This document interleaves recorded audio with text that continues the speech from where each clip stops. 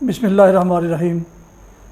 محترم سامعین، ناظرین و ویورز، السلام علیکم ورحمۃ اللہ وبرکاتہ۔ امید ہے کہ اللہ تعالیٰ کے فضل و کرم سے خیریت سے ہوں گے۔ اللہ تعالیٰ آپ کو، آپ کے اہل خانہ کو ہمیشہ اپنے حفظ و امان میں رکھے، آمین۔ راہ ہدایت و نجات کے سلسلے کا ولاگ اپنے یوٹیوب چینل سے القرآن و حدیث پیش کرنے جا رہا ہوں۔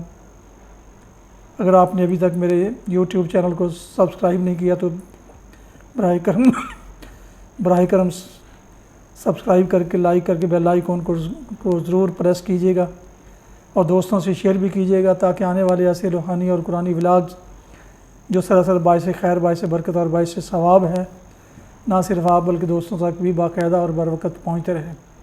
شروع کرتے ہیں القرآن و حدیث۔ اعوذ باللہ من الشیطان الرجیم، بسم اللہ الرحمن الرحیم۔ فَأَنجَيْنَاهُ وَأَهْلَهُ إِلَّا امْرَأَتَهُ كَانَتْ مِنَ الْغَابِرِينَ وَأَمْطَرْنَا عَلَيْهِمْ مَطَرًا فَانظُرْ كَيْفَ كَانَ عَاقِبَةُ الْمُجْرِمِينَ۔ صدق اللہ العظیم۔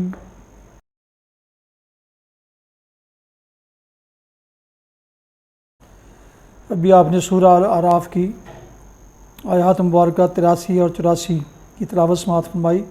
اس کا اردو ترجمہ پیش کرتا ہوں۔ فَأَنجَيْنَاهُ وَأَهْلَهُ إِلَّا امْرَأَتَهُ، آخرکار ہم نے لوط اور اس کے گھر والوں کو بجز اس کی بیوی کے جو پیچھے رہ جانے والوں میں تھی بچا کر نکال دیا، اور اس قوم پر برسائی ایک بارش، پھر دیکھو کہ ان مجرموں کا کیا انجام ہوا۔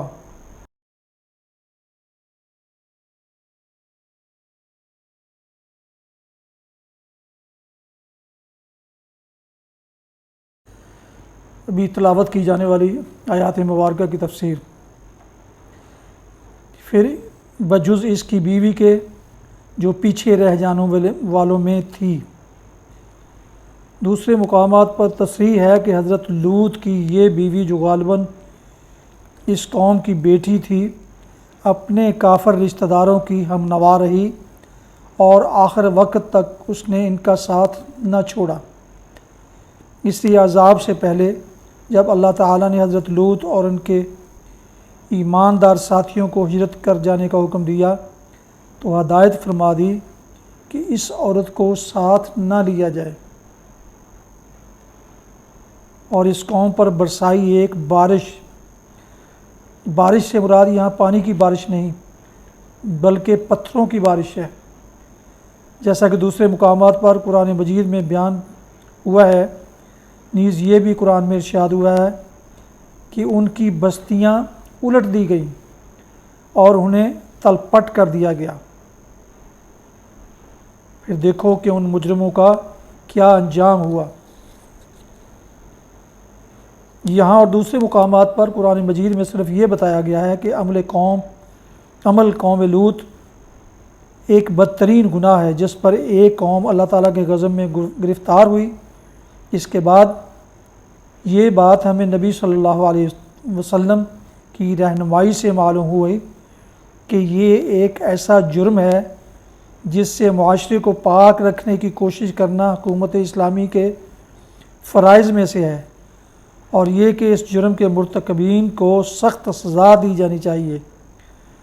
حدیث میں مختلف روایات جو حضور صلی اللہ علیہ وسلم سے مروی ہیں، ان میں سے کسی میں ہم کو یہ الفاظ ملتے ہیں کہ اقتلوا الطاعن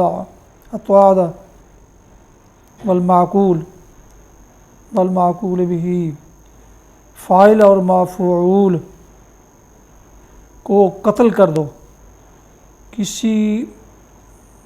کسی میں اس حکم پر اتنا اضافہ اور ہے کہ آسانہ ولم یحمنا، شادی شدہ ہوں یا غیر شادی شدہ، اور کسی میں ہے فرجعوا الا علی والاسفال، اوپر اور نیچے والا دونوں سنگسار کیے جائیں۔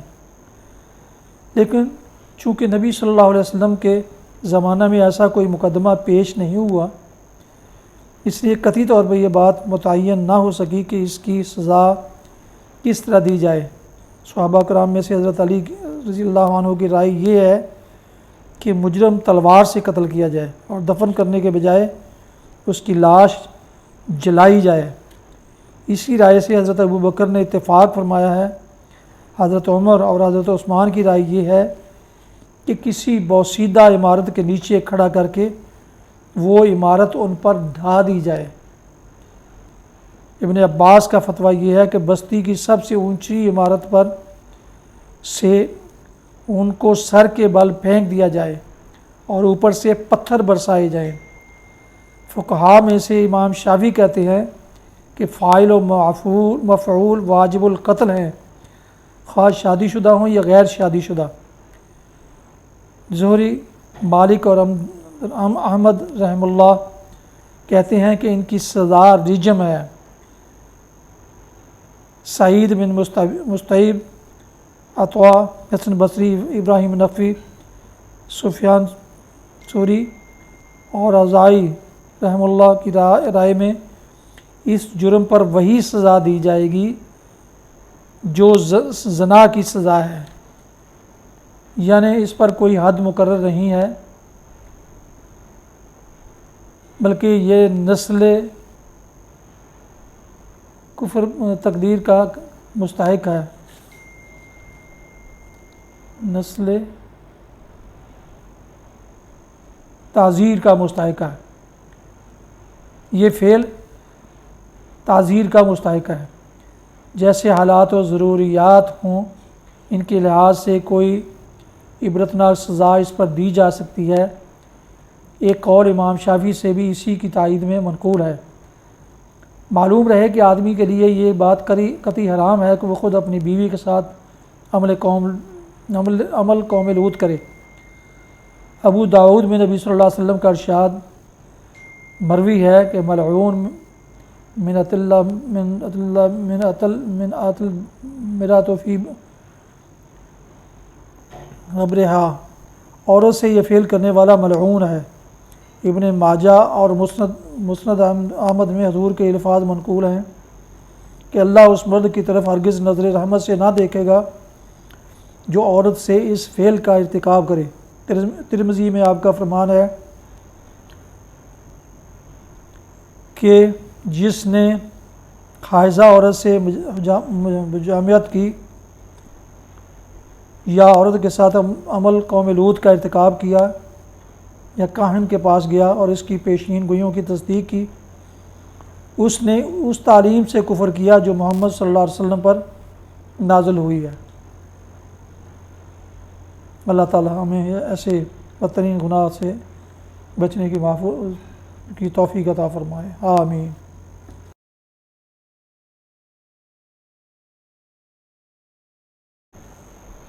حدیث مبارکہ حضرت انس رضی اللہ عنہ سے روایت ہے کہ میں نے رسول اللہ صلی اللہ علیہ وسلم کے بڑے بڑے صحابہ کو دیکھا کہ وہ مغرب کے وقت مسجد کے ستونوں کی طرف جلدی کرتے تھے۔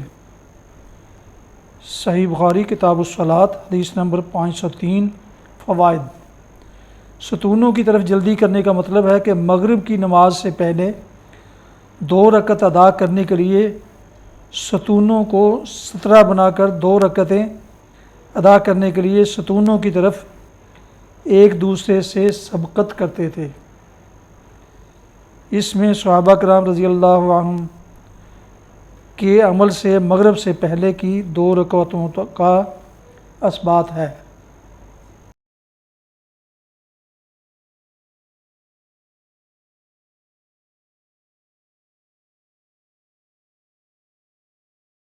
یہ تھا راہ ہدایت و نجات کے سلسلے کا ولاگ القرآن و حدیث، جس میں آج آپ نے سورہ الاعراف کی آیات مبارکہ 83 اور 84 کی تلاوت، ترجمہ اور تفسیر سماعت فرمائی۔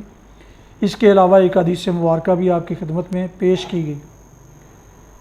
ختم کرنے سے پہلے ایک دفعہ پھر گزارش ہے کہ اگر آپ نے ابھی تک میرے یوٹیوب چینل کو سبسکرائب نہیں کیا تو پلیز سبسکرائب کر کے لائک کر کے بیل آئیکن کو ضرور پریس کیجیے گا اور دوستوں سے بھی شیئر کیجیے گا تاکہ آنے والے روحانی اور قرآنی ولاگز آپ تک اور دوستوں تک باقاعدہ اور بر وقت پہنچتے رہیں۔ اللہ تعالیٰ آپ کا حامی و ناصر ہو۔ اللہ تعالیٰ آپ کو، آپ کے خانہ کو ہمیشہ اپنی زمان میں رکھے، آمین۔